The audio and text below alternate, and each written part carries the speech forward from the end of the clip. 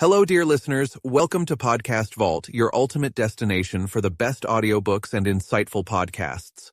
We're working hard to bring you the most engaging and high-quality book audio experiences, so you can enjoy knowledge and stories anytime, anywhere. If you love what we do, please support us by subscribing to the channel. Don't forget to like, comment, and share with your friends. It really helps us grow. Stay tuned for amazing content, and thank you for being a part of our podcast family. Happy listening.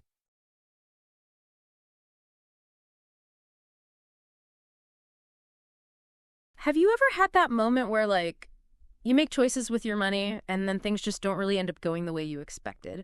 Or maybe you see how someone else is managing their finances and you're kind of left scratching your head. Yeah. Like, what are they doing? I think we've all kind of been there. And today we're not diving into the typical stock tips or budgeting tricks. We're going way deeper. We're going into the psychology of money. Yeah, I think, it's really interesting when we think about finances. We often think about the how-tos. Right. What are the tools? What are the techniques? And we kind of neglect the why. Yeah. We neglect to understand, why do we behave the way we do with money? Right.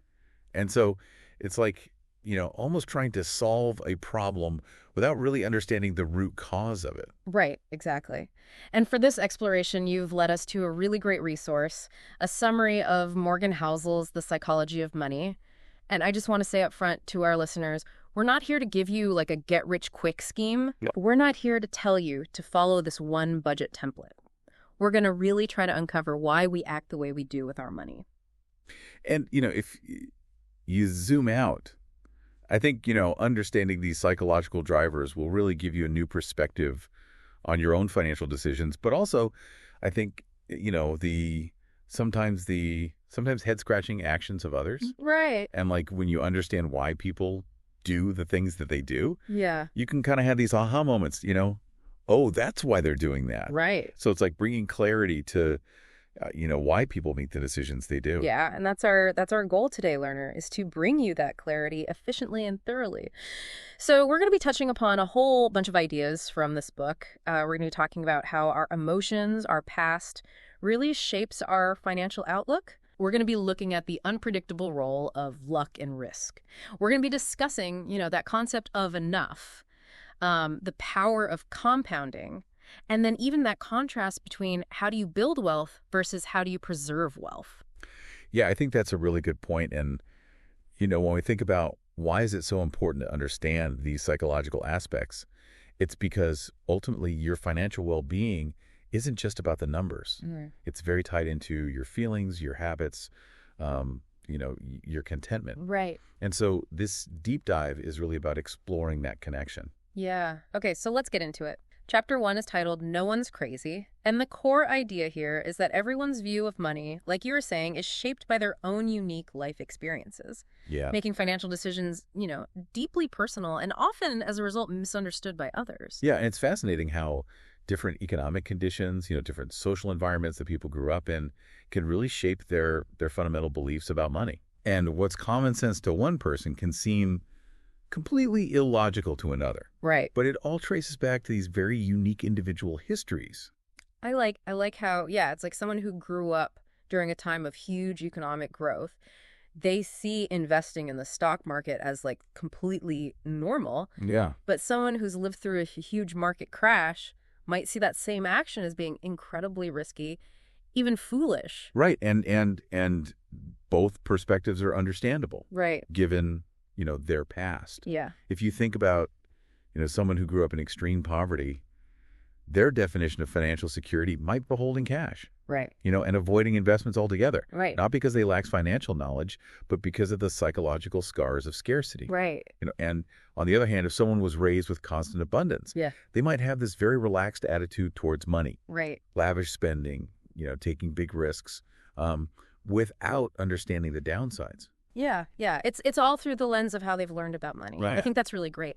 And so this is really interesting because what it means is our financial decisions are often driven by our emotions and our personal biases more so than objective analysis. Yes. So if you're, for instance, optimistic or pessimistic about the future economy, it's going to determine whether you save or whether you invest. Yes. Aggressively. And neither is crazy. Right. That's just how you view it. Exactly. Okay, so this is even more interesting. Even if you have a very strong understanding of financial principles, that doesn't mean you're always going to make the best choices. Right. So, for instance, you may know intellectually that you need to diversify your investment portfolio. Right. But if you have a very strong emotional attachment to a company, maybe you believe in their mission or a close friend works there, Yeah. you might be tempted to put all your money into that one stock. Yeah, this is such a good point. So many times our emotions override our logic. Right. Our behavior is shaped by these deep, personal connections Right. and biases. So that leads us to the whole reason why we judge other people's financial choices. Right. Right? Because we look and we see someone's habits. Uh-huh. They're spending, they're saving, and we're like, why in the world would they do that? Yeah. But what we're missing is the context. Yeah, we're missing their background, their experiences Right. that shaped their, belief system about money. Right. So it's empathy. Yeah. It's recognizing that everyone has their own journey. Uh-huh. And that makes us less critical, and it helps us to honestly self-reflect on our own biases as well. Yeah, definitely. So the takeaway from this chapter, learner, is that there's no one right way to handle money, right? Right. It's understanding that our own personal history, as well as the history of others, not only fosters empathy, but it also helps us to really understand our own tendencies with money. Yeah, for sure. Okay, so now, chapter 2, this is where we look at luck and risk. These two forces, they're really inseparable. Uh-huh. They're like two sides of the same coin, and they have such a huge impact on outcomes, not just in the world of finance, but in life in general. Yeah, I think a lot of times, we hear these stories about success. Right. And of course, hard work and strategy are a part of it, but they often neglect the role of chance, Yes. and how much of it is just, good fortune, serendipity. Right. Yeah, we tend to like to attribute it all to like, oh, they're so smart, they work so hard, I Yeah. could never do that. Right, but it's like, think about Bill Gates, right? Right. Having access to a computer in high school, that wasn't something he engineered. Right. It was luck. It was good fortune. Right. That allowed him to develop, skills that other people didn't have access to. So many other students at the time didn't get that opportunity. Right? Exactly. Makes you think. Yeah, and I think, that's luck, but then there's the flip side, which is risk. Right. And, risk is the counterbalance Yeah. to luck. And it tells us that failure isn't always about, incompetence or poor judgment. Right. It can often stem from things that are completely out of your control. Right. And the story of Ken Evans, who was Bill Gates' friend, Right. really brings this home. Here's someone who had so much potential, Yeah. but whose life was tragically cut short by an accident. Yeah. And it's a reminder that, outcomes are never guaranteed, Wow. no matter how talented or how much effort you put in. Yeah, it's so true. And it makes you think about, like, we often give credit for all the successes and blame for all the failures. But like you were saying, sometimes there's just these factors that are out of your control Yeah. that really lead to those outcomes. And we think, oh, there's a blueprint for success. Right. And we just have to follow it. Yeah. But it doesn't account for the fact that even the best laid strategies can fail because of, bad timing or just unforeseen circumstances. Right. And sometimes poor decisions can work out Right. purely by luck. Right. So what's the big takeaway here for you, learner? It's really cultivating humility. Yeah. Recognizing that role of chance, both when things are good and when things are bad, and that helps us to appreciate our successes but not be arrogant. Mm-hmm. But it also softens the blow of our setbacks without leading us to despair. Yeah. Acknowledging luck, I think, fosters this gratitude when you have these fortunate breaks. Yeah. But understanding risk, I think, encourages caution, Yeah. a balanced approach. Yeah. So it keeps you from becoming overconfident in your ability. And a really practical application of that is diversification. Yes. Whether it's in your investments, your career paths, your relationships, even your health. Yeah. Spreading your risk, is a smart way to navigate the world because there is that uncertainty. Uh-huh. Right. Yeah, it's like you don't want to have one single point of failure that could just unravel everything. Yeah. And then also going back to empathy, understanding luck and risk makes us more understanding when we look at other people's their successes or their failures, right? Because there may have been all these unseen factors that played into that. Yeah, I mean, we often judge people for, their accomplishments or their lack of accomplishment. Right. But we don't really know what really happened. Right, exactly. And so this awareness really encourages us to be less judgmental. Yeah. And to be more compassionate. Yeah. To understand the complexity of the human experience. Okay, so moving on to chapter 3, this is never enough. Yes. And this is a big one. It is. It's that pursuit of more even when you've already got a lot. Yes. And how that can ultimately lead to ruin. Yeah, I think this chapter really dives into that psychological trap of always wanting more. Right. Even when, you have more than enough to meet your needs. Yeah. And, they start off with the story of this incredibly wealthy hedge fund manager who ends up losing everything. Right. Due to a financial crime. But what's really interesting is this wasn't about a need for more money. Right. It was just this pure desire for more. Yeah. And it ended up costing him everything. Everything. Yeah. It's wild. Yeah, it's kind of mind-boggling. It is. It's like it makes you think about that human desire, right? Yeah. It's just so interesting. And what's really, I think, impactful about this chapter is that it also contrasts that with the idea of contentment. Right. It talks about this billionaire investor who envies another wealthy individual's sense of enough. Right. More than their greater fortune. Yeah, and I think that really drives the point home. Yes. It's like you can have so much. Right. But if you don't have that internal compass that says, this is enough. Yeah. You're always going to be wanting more, and wanting more typically involves taking on more and more risk. Yeah, and it stems from this thing where the goalposts are always moving. So as people achieve a milestone, instead of pausing to appreciate that accomplishment, right, they immediately set a new target. Right. And it creates this perpetual cycle of dissatisfaction. That's so true. Where contentment's always out of reach. Yeah, and that's where, it's that slippery slope to ruin. Right. Because as you chase more and more, you take on more and more risk, and then eventually those risks lead to negative consequences. Yeah, and I think defining enough isn't just about, avoiding greed. Right. It's also about risk management. Right. When people overextend themselves, whether it's through debt or taking on these projects that are way beyond their capacity, right, they become vulnerable. Right. And recognizing enough is enough makes sure that you're grounded. Yeah. In long-term sustainability, Yeah. Not just, short-sighted ambition. Yeah, and it's not just personal wealth. Right. We see this in the pursuit of power, in the relentless climb for more success, more recognition, even when it's at the cost of your own well-being. Yeah, so this insatiable desire isn't limited to financial accumulation. Right. It can really manifest in all these areas of life. Yeah, so the takeaway here for you, learner, is that a sense of enough isn't about being complacent or settling for less. It's about finding that balance between aspiration and contentment. Yes. You can still strive for growth and improvement while finding satisfaction in what you've already achieved. Yeah, it's about taking calculated risks. Right. That can lead to progress. Yes. But without jeopardizing your stability. Right, exactly. Okay, so chapter 4 brings us to confounding compounding. Yes. And it really is confounding. It is. It's like a simple concept, Yeah. but the results are so powerful and they really surprise people. Yeah. The core idea is that small, consistent actions can lead to huge results over time. Yeah, the fundamental principle of compounding is this exponential growth that comes from reinvesting your earnings. Right. So it's like your earnings are now generating their own earnings, Right. So it's not about hitting a single home run Right.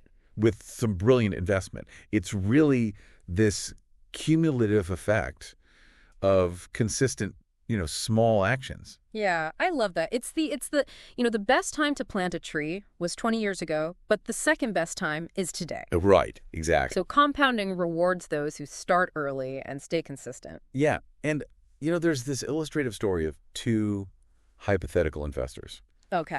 And so one investor starts early at age 25. Okay. Consistently puts away a small sum every month. Okay. The other investor waits until 35. Okay. And invests a larger amount. Okay.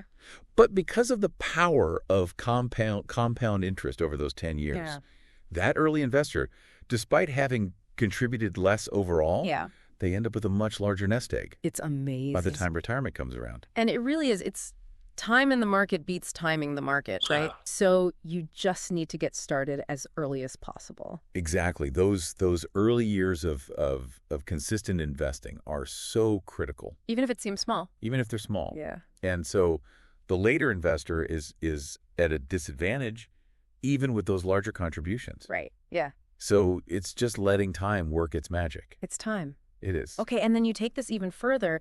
It's not just in the financial domain. Right.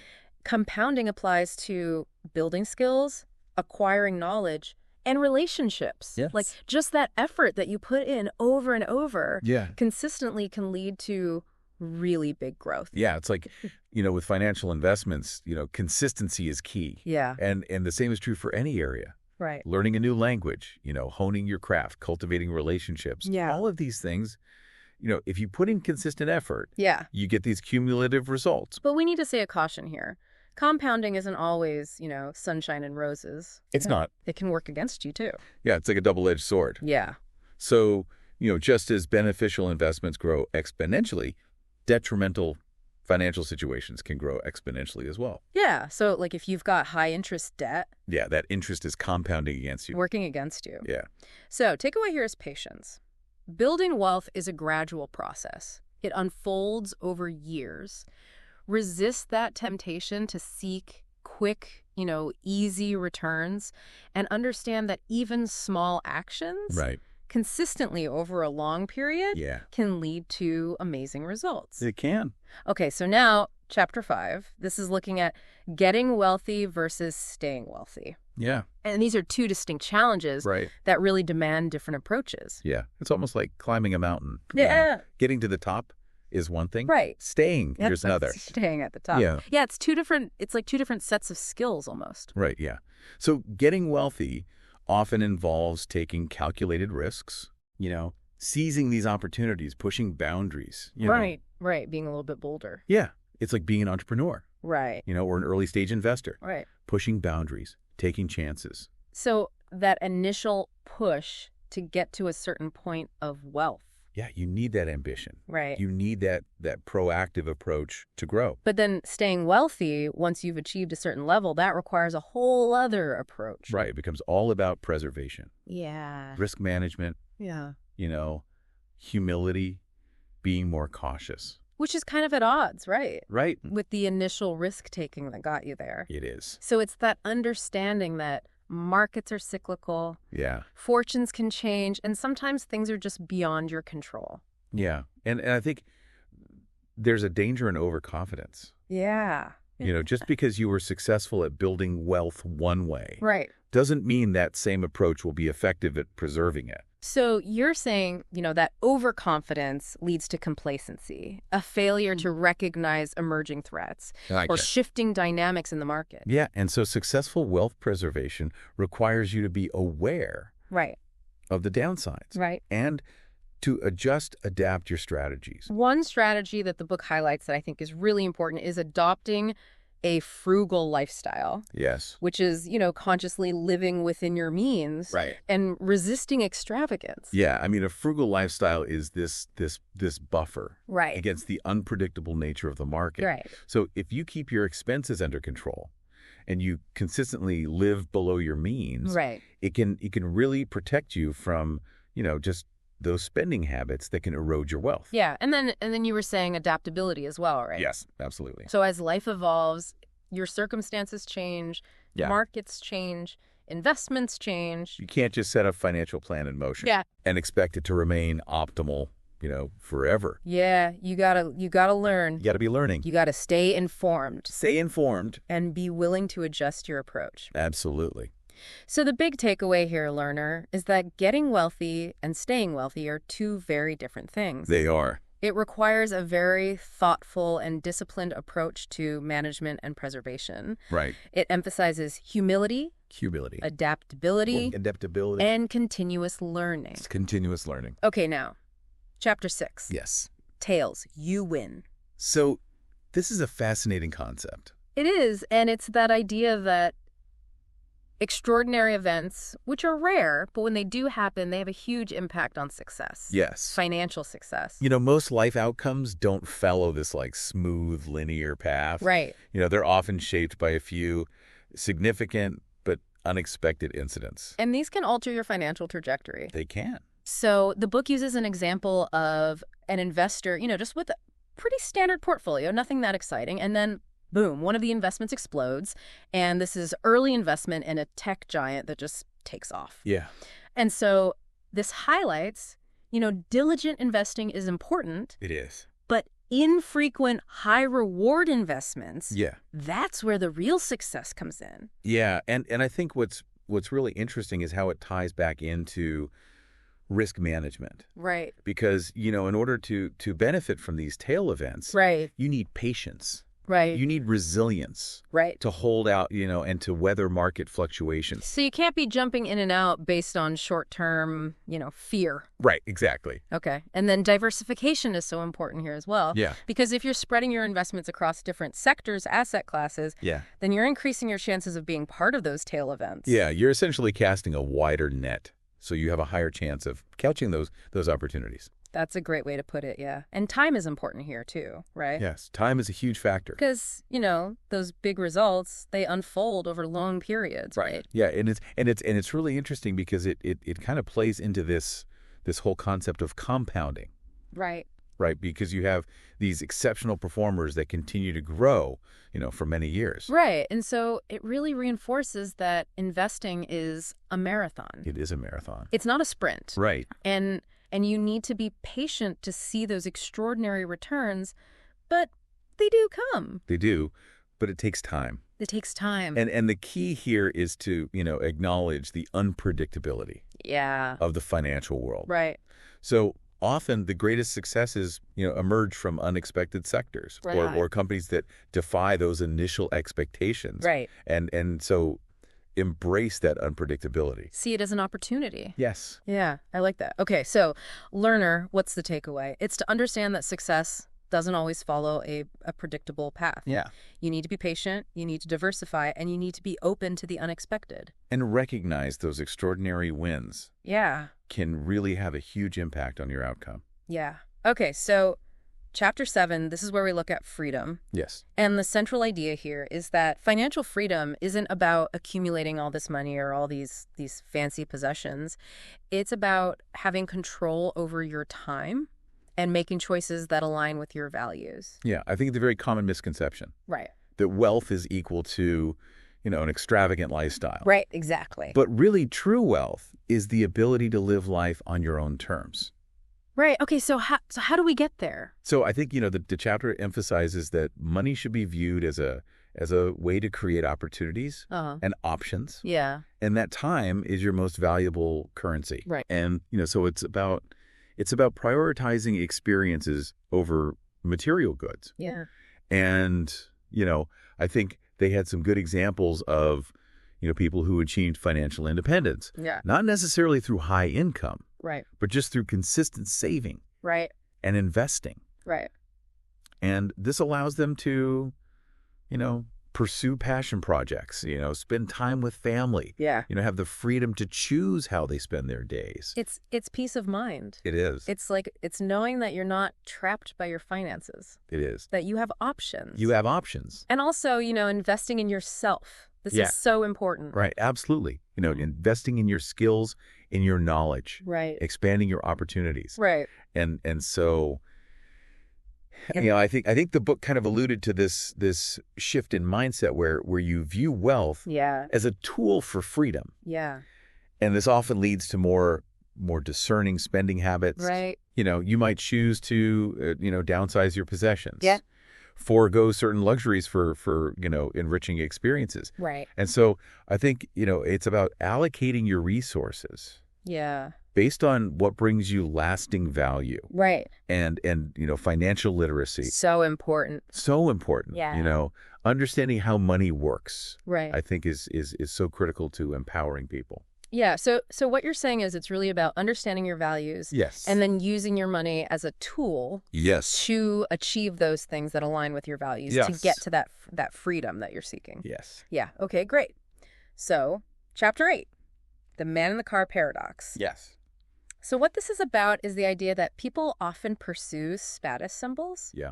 especially, expensive possessions, Yeah. believing that it's going to earn them admiration and respect from others. Yeah. But the reality is